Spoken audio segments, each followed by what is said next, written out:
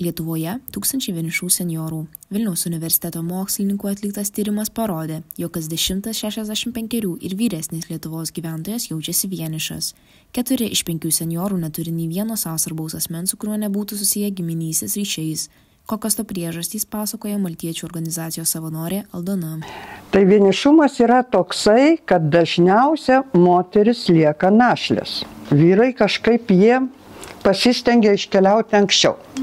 Ir va tas tarpsnis, jau kai galimybių kažkur labai daug nebėra, bet vis tiek tu dar gyvas, ir neturi kur pasidėti. Nors daugelis senjorų savo dienas leidžia tarp 4 sienų, stokodami veiklos ir bendravimo, yra vietų, kur amžius nekliūtis, draugystei ir naujoms patirtims.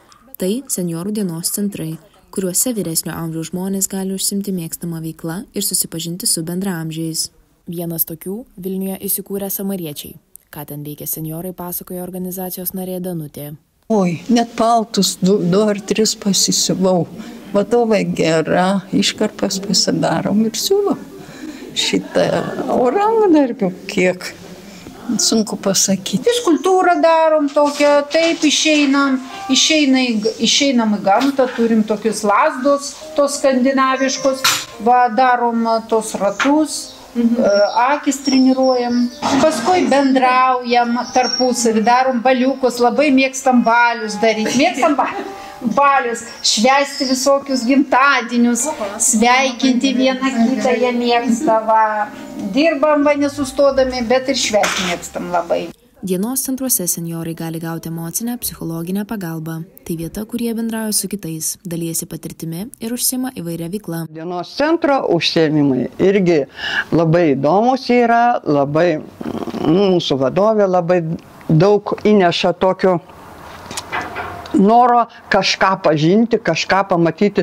Įsivaizduokit, mano metuose pirmą kartą gyvenime, Jėzus Marija, tiek nugyvenus ir pasakyti, kad darau pirmą kartą, tai yra keista. Bet piešiam ant šilko, piešiam ant vandens, buvom Japonų sode. Tokie centrai padeda senjorams išvengti socialinės izoliacijos ir pagerina jų gyvenimo kokybę. Atgaivina žmogų. Ir žmogus nori gyventi, nori kažką daryti ir negalvoja apie savo lygą. O lygos būna ir vėžys. Žinokit, lygų. Aš net nežinau, kas ko serga. Taip, girdžiu tarpusavį. Čia niekas nieko neserga. Taip, mes nieko nesergam, jo. Bet iš tikrųjų rezultatas yra po tokių meninių darbų. Žinokit, žmonės ir pradeda ir kalbėti, ir veikia. Močiutės jau yra vienas gyvena, kaip našlės. Jom labai reikia to bendravimo, dėmesio.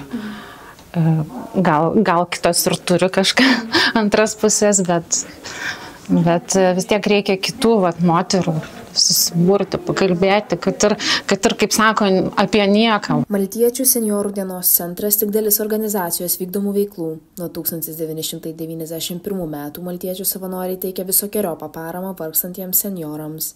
Savo patirtimi dalijasi organizacijos savanorė Elvyra. Įsivaizduoju, 33 metai. Tiek pamatyta ir pasimokyta. Ir džiaugies, kai padarai gerą, kažką gerą, širdį yra, gauni tiek, kad ne tiek, kiek įdedi, kiek pats gauni. Laukimas jiem kartais ne tiek ten nupirkti tą maistą būdavo, ne tiek. Eidavai pasivaikščioti ir nuveždavo į rinkimus tuos visus. Ir kai tas bendravimas, jie taip laukdavo, to bendravimo kaip kažkas būdavo. Senjorų dienos centrai atlieka svarbų vaidmenį užtikrinant vyresniojo amžiaus žmonių socialinę įtrauktį, emocinę gerovę ir prasmingą laisvalaikį.